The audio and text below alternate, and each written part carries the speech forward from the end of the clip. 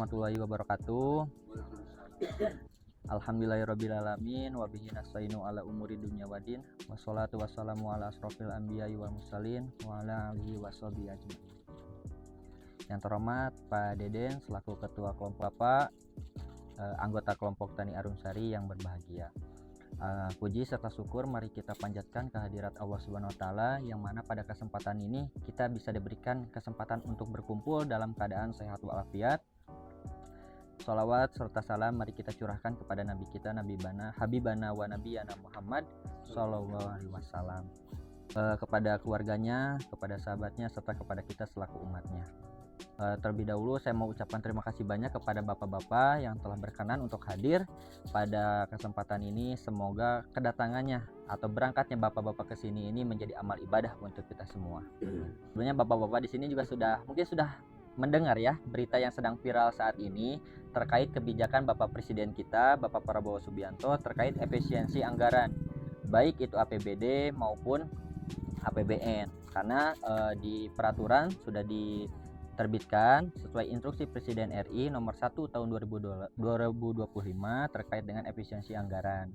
Nah, lalu bagaimana langkah kita di tingkat tapak terkait dengan pembangunan kehutanan, kemudian kesejahteraan masyarakatnya di tengah efisiensi anggaran ini gitu. Tapi kan pembangunan kehutanan ini jangan sampai terhenti gitu, karena kan kegiatan rehabilitasi ini harus tetap terlaksana, karena kan kegiatan rehabilitasi ini selain bermanfaat untuk lingkungan kita, ini juga bermanfaat untuk masyarakat sekitar hutan gitu. Mungkin tahun lalu kita di sini sudah bisa melaksanakan Pak Deden ya kegiatan penanaman kemarin di sini. Itu ada alpukat, kemudian ada durian sebanyak ada 200 batang. Nah, mungkin untuk tahun ini kita belum tentu Pak bisa melaksanakan kegiatan tersebut dengan sumber anggaran yang sama gitu. Nah, tapi kan kegiatan penanaman ini harus tetap berjalan gitu Pak. Jadi kan langkah seperti apa nih yang harus kita lakukan nih buat bapak-bapak di sini? Karena kan kegiatan penanaman ini tahun lalu juga udah kompak, udah senang ya dengan kegiatan penanaman ini. Karena kan di Desa Sukakarya ini potensinya itu di tanaman MPTS. Ada alpukat, ada durian yang setiap tahunnya itu bisa menghasilkan banyak Pak ya hasil panennya itu. Pundi-pundi buat ibaratnya menafkahi keluarganya banyak yang dihasilkan dari alpukat, dari durian gitu. Nah, untuk tahun ini kan anggarannya ini belum tentu kita bisa melaksanakan dengan anggaran yang sama gitu. Jadi kita Pak bisa memanfaatkan potensi yang ada Pak di daerah Kamancingan ini, karena kan mungkin sejauh ini kita bisa memanfaatkan alpukat, durian yang sudah tumbuh besar, kemudian dipanen buahnya, kemudian dijual. Sebetulnya Pak, kita ini bisa memanfaatkan potensi yang ada dengan buah-buah yang tadinya dijual, kita bisa menyisihkan sebagian buahnya untuk diambil bijinya. Kita bisa memperbanyak tanaman alpukat, tanaman durian dengan cara menyemai sendiri. Kita tidak perlu banyak-banyak dulu Pak. Kita seadanya dulu, kita bisa memanfaatkan contohnya seperti ada plastik bekas kopi untuk dijadikan sebagai alternatif penggunaan polybag gitu kan. Kalau misalkan kita misalkan punya anggaran swadaya pakai polybag, boleh pakai polybag. Kalau misalkan kita ini keterbatasan dengan anggaran, kita tidak bisa membeli polybag, kita bisa memanfaatkan seperti tadi ada sampah bekas kopi seperti ini Pak. Daripada kita buang, mending kita bisa manfaatkan. Sekaligus kita juga bisa mengurangi sampah. Kegiatan menyemai ini menjadi potensi baru Pak, menjadi peluang baru untuk kelompok di sini. Karena dari hasil persemaian ini selain untuk ditanam, kita juga bisa menjual bibit-bibit itu, sehingga ini menjadi peluang juga untuk penghasilan kelompok tani di sini gitu Pak. Karena kan sekarang permintaan bibit produktif ini semakin meningkat Pak, semakin meningkat ya tahun ini, karena untuk mendukung program dari baik itu penghijauan lingkungan dari kehutanan, dari pertanian untuk ketahanan pangannya. Nah, ini bisa kita sama-sama nih untuk meningkatkan kegiatan dari kehutanannya maupun dari pertanian untuk ketahanan pangannya gitu Pak ya. Dari nggak cuman dari perorangan aja Pak, sekarang permintaan bibit yang meningkat itu ada dari kelompok tani semakin meningkat permintaan bibitnya, kemudian dari perusahaan hingga pemerintah pun sekarang itu mencari bibit yang berkualitas. Nah, ini bisa menjadi peluang juga Pak gitu. Kemudian dari Dinas Kehutanan juga bisa memfasilitasi Pak terkait sertifikat untuk jangka panjangnya ya. Karena untuk sertifikat bibit ini bisa meningkatkan harga dari bibit itu juga. Contohnya misalkan kita beli harga bibit sengon itu kalau di persemaian biasa mungkin dari petani satu batangnya 1.000. Tapi kalau misalkan kita dengan bibitnya sudah bersertifikat, sudah terdaftar, itu harganya bisa jadi 3.000 Pak. Jadi kita bisa 3 kali lipatnya meningkatkan harga dari bibit itu sendiri. Ini jadi peluang juga buat pemasukan kelompok. Selain dari kita bisa melaksanakan penanaman di sini, ini juga bisa jadi peluang baru untuk kelola usaha dari kelompok itu sendiri gitu. Nah juga Pak, dari kegiatan ini kita tidak hanya berkontribusi terhadap penghijauan lingkungan terhadap alam kita, tapi ini juga berkontribusi untuk mengurangi sampah plastik.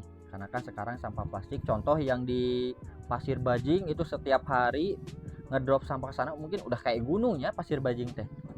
Nah dengan kegiatan kayak gini ya insya Allah kita bisa mengurangi penggunaan sampah plastik itu sendiri.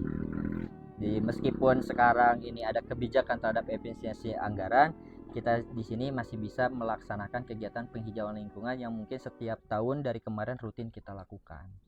Nah mungkin itu Pak ya yang bisa saya sampaikan. Barangkali ada yang mau ditanyakan atau misalkan ada yang kurang paham, kita bisa diskusi lebih jauh lagi. Itu mungkin Pak yang saya sampaikan. Barangkali Pak ada yang mau ditanyakan?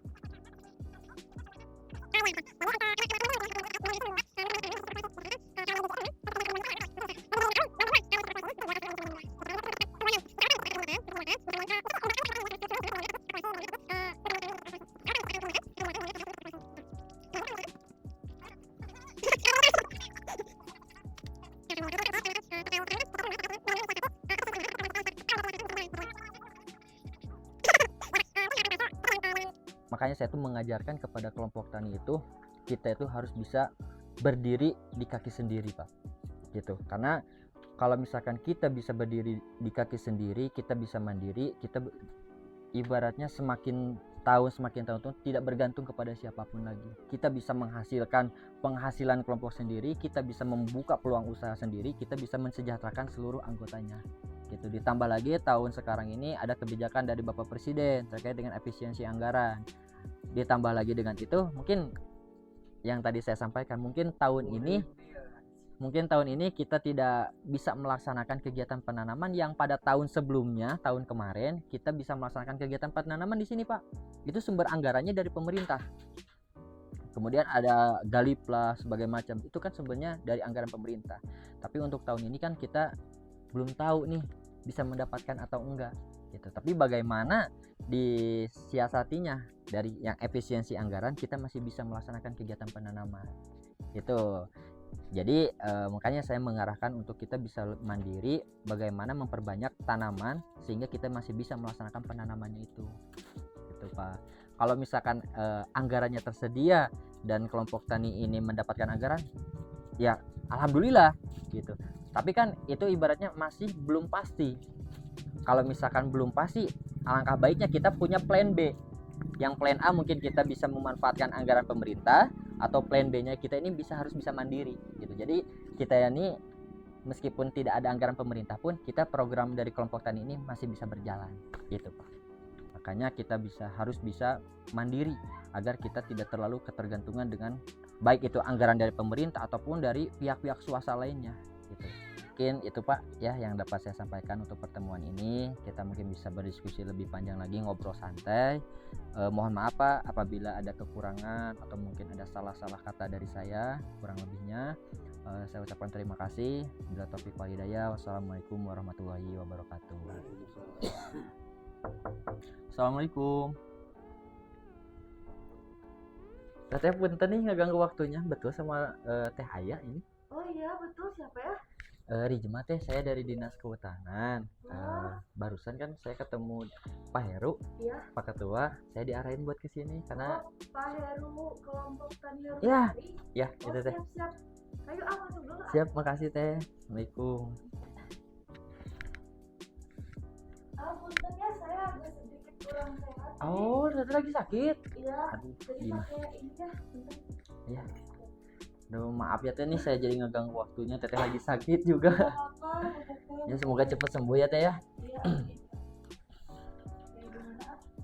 Iya, kebetulan kan saya barusan dari Pak Ketua teh, Iya. dari Pak Ketua Pak Heru kan saya lagi bincang-bincang ngobrolin program yang saat ini.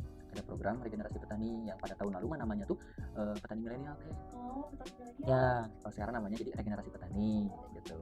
Karena Pak Ketua juga bilang karena kan program petani milenial ini adalah untuk meregenerasi para petani, jadi yang kaum muda seperti kita Gen Z atau milenial itu agar tertarik lagi menjadi petani, petani yang modern, yang lebih inovatif. Tapi Gitu, kita teh. di kehutanan berarti. Ya, betul di kehutanan. Dan juga Pak Ketua bilang ada salah satu anggotanya yaitu Teteh Teh Aya, katanya Teh Aya ini suka rajin nih bikin kerajinan dari bambu. Betul nggak Teh? Dibilang rajin banget juga enggak, tapi emang suka hobi gitu, bikin kerajinan dari bambu gitu. Itu Teteh bikin tiap hari. Terus Sih, oh enggak. kalau bikin tiap hari mah, tapi kadang suka buat ngisi waktu luang aja. Kalau itu juga kalau lagi pengen, kalau lagi apa ya, kalau bahasanya lagi pengen mood gitu. Lagi kemudiannya karena kan potensi bambu di daerah Sukakarya ini kan banyak ya Teh ya. Iya, Ada bambu surat, terus ada bambu yang buat seni kayak gitu banyak ya Teh ya. banyak. Makanya saya kadang daripada nggak ngapa-ngapain, kebetulan saya suka bikin kerajinan seni lah gitu, tapi pengen bikin yang rada beda, terus bisa manfaatin di sini kan ada bahan banyak. Jadi pengen deh yang ada apa ya, coba-coba lah. Coba-coba, Tapi pengennya sih bisa dijual, cuma masih belum pede gitu, Belum pede. karena dia masih biasa-biasa aja. Kalau boleh tahu maaf Teh sebenarnya itu hasil karyanya bukan Teh? Oh iya, itu hasil Oh. karyanya, tapi jelek. Ini bagus Teh itu mah. Bagus. Ini ada memang beberapa yang saya buat ya, yang bisa saya buat. Ini Gantungan ada kunci ya? gantungan kunci, bisa dinamain tulis nama. Oh, bisa custom nama juga di sini. Iya, nanti ditulis gitu. Kalau yang ini mah kayak apa ya, kerajinan buat dipasang buat hiasan, kayak kan dalam juga buat hiasan TV di atas meja. Oh, iya. Apa gitu kadang suka gitu. Soalnya ini Teh, saya pernah lihat juga waktu di Pasar Leuweung kita mau tuh ada yang bikin karya seni gini yang bentuknya tuh kapal. Oh iya, saya juga pernah lihat sih kalau yang itu. Cuma kadang kalau saya bikin yang itu suka lama waktunya.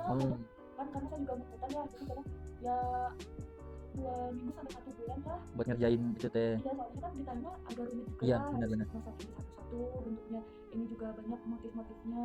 Kita suka ada lama. Kalau dari bambu kan biasanya memang kadang ada lengkungan-lengkungannya. Itu kalau misalkan yang kita harus di benar-benar bisa itu memang susah. Jadi harus kadang di lem, dirakit lagi.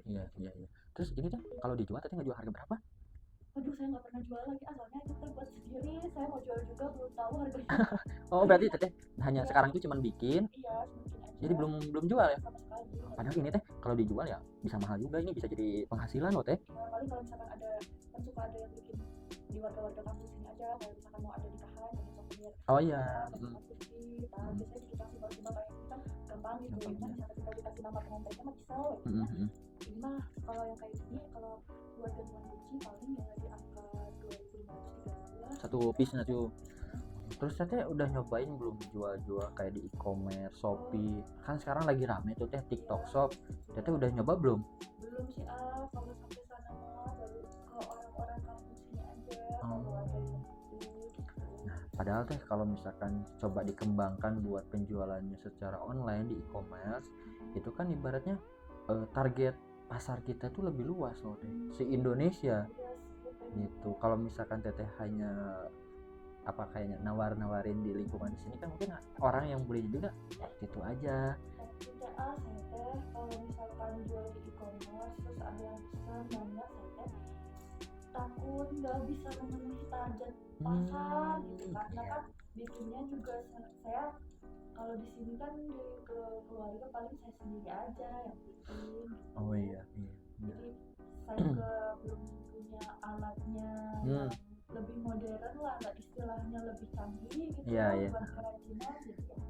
Tapi saya sangat tertarik loh Teh sama kerajinan kayak gini, karena kerajinan bambu ini tuh masuk ke komoditinya yang dibina oleh Dinas Kehutanan Teh. Ini masuk ke kategori hasil hutan bukan kayu gitu. Dan juga sesuai dengan yang tadi saya sampaikan teh, program regenerasi petani ini tuh emang yang dicanangkan oleh Bapak Gubernur kita pada tahun 2023. Itu ada pergubnya teh, pergub Gubernur Jawa Barat nomor 36 tahun 2023 tentang regenerasi petani Jawa Barat untuk peningkatan ketahanan pangan daerah Provinsi Jawa Barat. Itu teh. Nah, regenerasi petani ini tuh adalah program wirausaha tani yang melibatkan petani muda, salah satunya teteh yang punya bakat, yang punya keahlian itu di bidangnya, baik itu di pertanian, perikanan, perkebunan, kehutanan. Nah, ini salah satunya teh di kehutanan gitu. Karena contohnya kalau misalkan kita menjual bambunya aja mungkinnya satu batang bambu mungkin harganya murah ya teh ya, tapi kalau misalkan kita bikinnya karya seni gini, ini bisa menghasilkan beberapa kali lipatnya dari harga bambu itu. Ini harusnya jadi peluang teh. Apa tadi regenerasi petani? Iya, regenerasi petani. Itu teh syaratnya apa? Syaratnya itu yang jelas teteh WNI bukan? Alhamdulillah. WNI ya. Iya. Indonesia. Berarti kan syaratnya itu teh itu harus berwarga negara Indonesia, bukan WNA. Kemudian syaratnya itu minimal usianya itu 19 tahun, maksimal 39 tahun. Di program regenerasi petani ini tuh kita bisa mendapatkan mulai dari pembinaan, pengembangan pengetahuan, keterampilan dengan apa yang ibaratnya teteh pengen ngembangin di kerajinan bambu. Nanti dari program ini nanti teteh akan mendapatkan suatu pembinaan, baik itu ke peningkatan kapasitas kemampuannya, keterampilannya. Kemudian nanti juga insya Allah mungkin akan ada bantuan juga terkait dengan bantuan materialnya juga, seperti yang tadi teteh keterbatasan di alat, karena teteh masih pakai alatnya yang manual, belum modern. Daftarnya kemana itu teh, gimana caranya? Daftarnya mudah banget teh. Iya. Daftarnya tuh nanti bisa lewat handphone, nanti teteh tinggal kunjungi websitenya Regenerasi Petani Jawa Barat, atau tinggal diketik aja petani milenial. Nah, di situ sudah ada tata caranya, terus kemudian nanti teteh tinggal mengupload berkas aja. Tapi kalau di Bandung itu sama misalkan akan di sini kan kehutanan Iya, iya. Pendamping di KTH mungkin ya. Iya, betul. Kalau misalkan saya minta tolong buat boleh nggak bantuin saya buat daftar petani milenial, paling nanti kalau misalkan AA-nya butuh berkas-berkas biar saya kirimin berkas-berkasnya. Iya. Saya kadang kurang sebenarnya ngerti gitu. Iya, takut salah tapi ya. Salah. Iya. Paling nanti tuh ya sekitar jam tadi 1:30 lah ya, nanti kumpul di sekretariat, kita sama-sama buat ngerjain pendaftaran regenerasi petani ini gitu. Soalnya saya melihat potensi teteh, kemudian peluang pasarnya juga luas, ini harus kita manfaatkan gitu teh ya. Itu mungkin teteh ya. Nanti saya tunggu di sekretariat. Makasih banyak ya ayah infonya Ya, mohon maaf nih teh, saya udah mengganggu waktunya. Iya. Maaf Nggak apa-apa teh, nggak apa-apa. Tadi udah makan juga di paket tua. Oke teh ya, saya pamit teh ya, makasih. Assalamualaikum. Assalamualaikum. Bapak Damang Pak?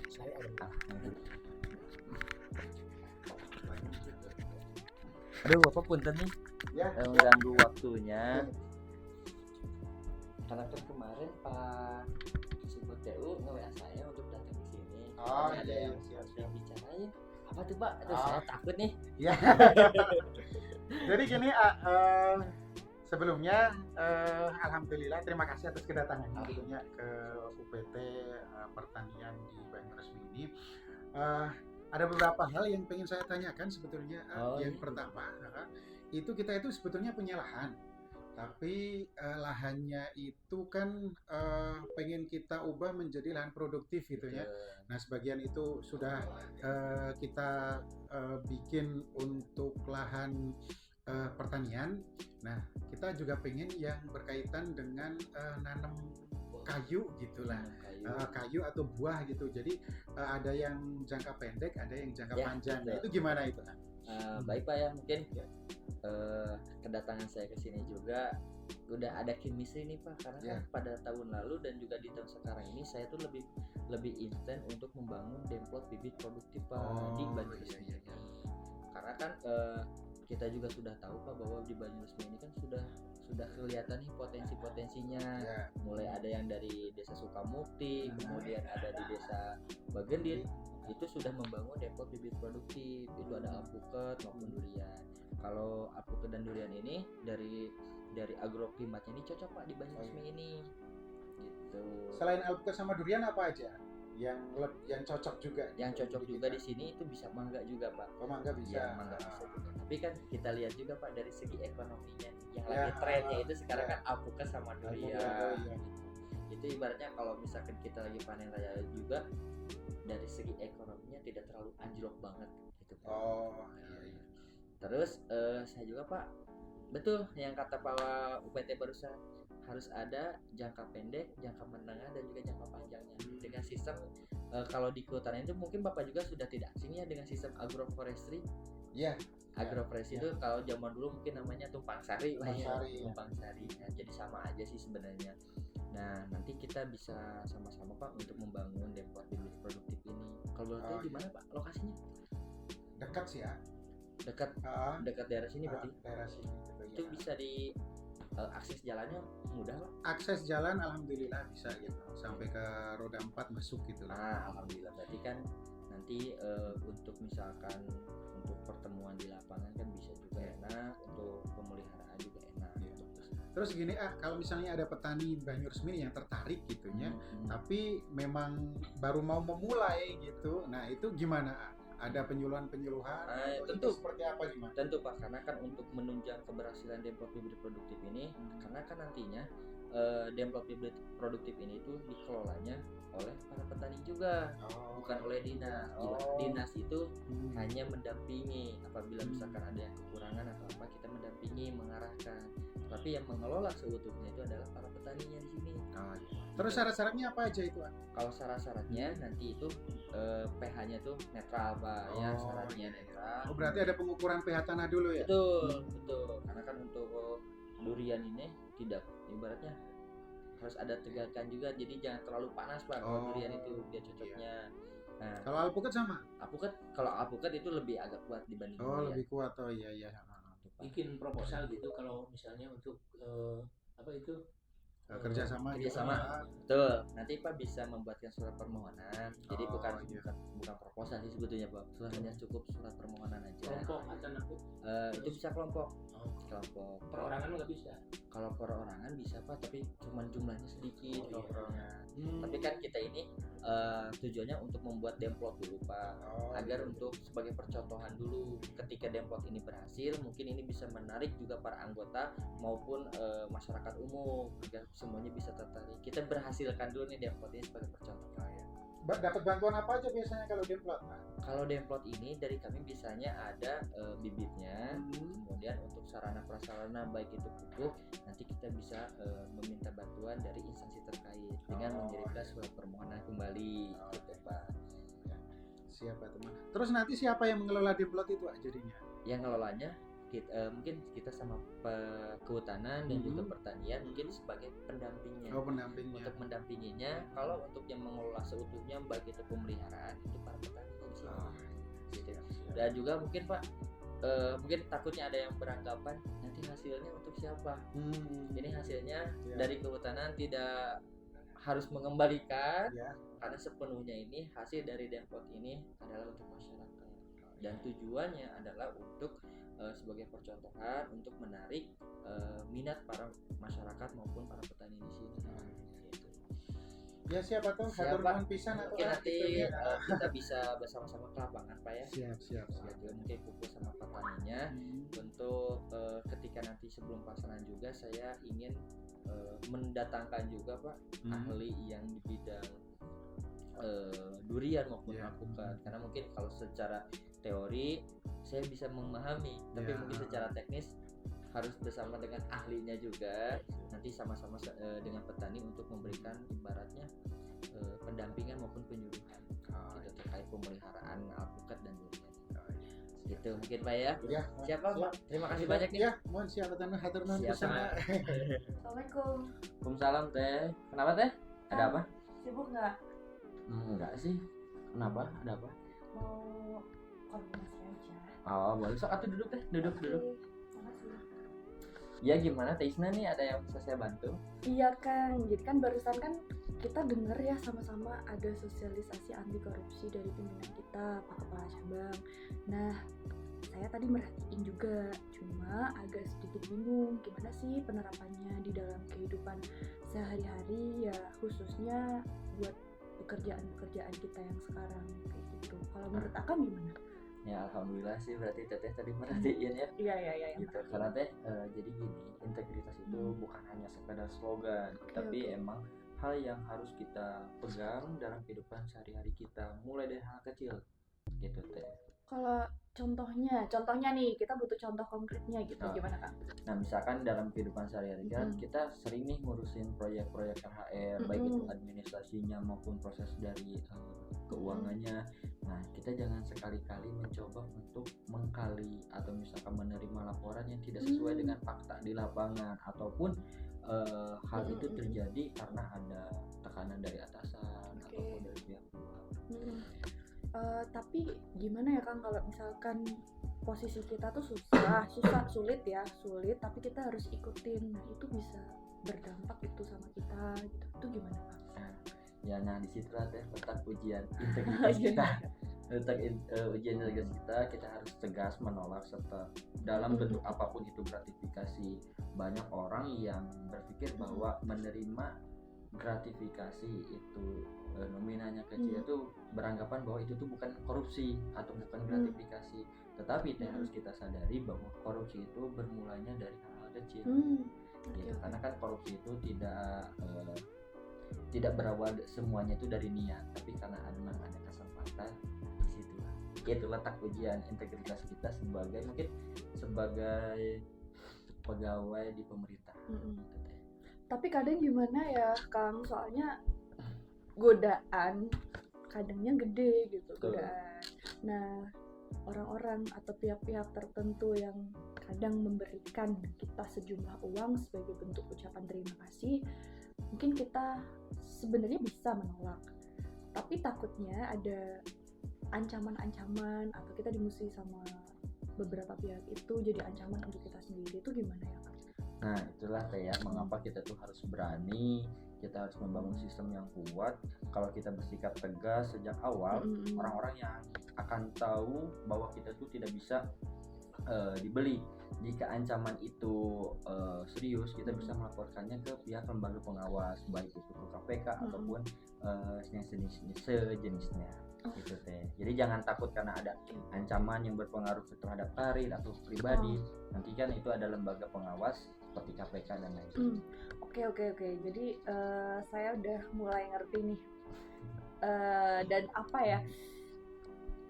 Mungkin semangat anti korupsi ini sebenarnya bukan terkait kita menerima suap atau sejumlah uang gitu ya, tapi kita juga harus bisa menjaga integritas atau tanggung jawab kita sebagai pegawai yang mungkin sudah selayaknya menjadi tugas kita dan dalam setiap pekerjaan-pekerjaan kita, mungkin itu ya Kang.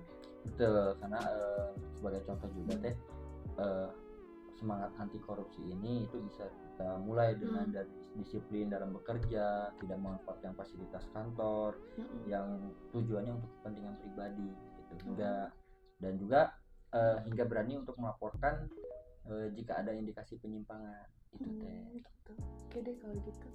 Ini kan udah mulai kebayang.